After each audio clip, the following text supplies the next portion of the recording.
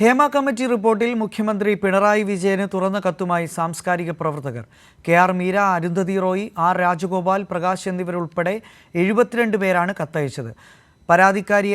പരാതിക്കാരായ സ്ത്രീകൾക്ക് നീതിപൂർവമായ അന്വേഷണവും വിചാരണയും ഉറപ്പാക്കാൻ ആവശ്യമായ മാർഗനിർദ്ദേശത്തിന് സർക്കാർ പ്രത്യേക അന്വേഷണ സംഘത്തെ ചുമതലപ്പെടുത്തണമെന്നാണ് കത്തിലെ ആവശ്യം. സിനിമാ വ്യവസായത്തിൽ അടിമുടി പരിഷ്കരണം നടപ്പാക്കുന്നതിനുള്ള നടപടികൾ കൈക്കൊള്ളണമെന്നും കത്തിൽ പറയുന്നു.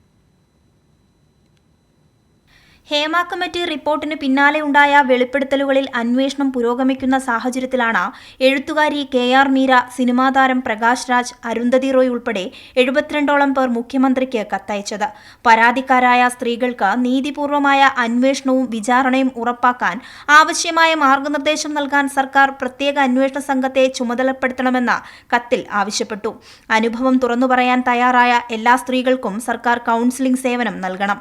നീണ്ട നിയമയുദ്ധത്തിന് തയ്യാറാകാത്ത സ്ത്രീകളെ വേട്ടയാടുന്ന നിലപാട് സ്വീകരിക്കരുതെന്ന സമൂഹത്തെയും മാധ്യമങ്ങളെയും ബോധവൽക്കരിക്കാനുള്ള പദ്ധതികൾ സർക്കാർ തയ്യാറാക്കണം. കൃത്യമായ കരാറിന്റെ അഭാവം, വേതനത്തിലെ ലിംഗവിവേചനം, മോശമായ തൊഴിൽ സാഹചര്യം, വൃത്തിയും സുരക്ഷിതത്വവുമുള്ള ടോയ്ലറ്റുകളുടെ അഭാവം, ഡ്രസ്സിംഗ് റൂമുകളില്ലാത്ത സൈറ്റുകൾ എന്നീ പ്രശ്നങ്ങൾ പരിഹരിക്കണം.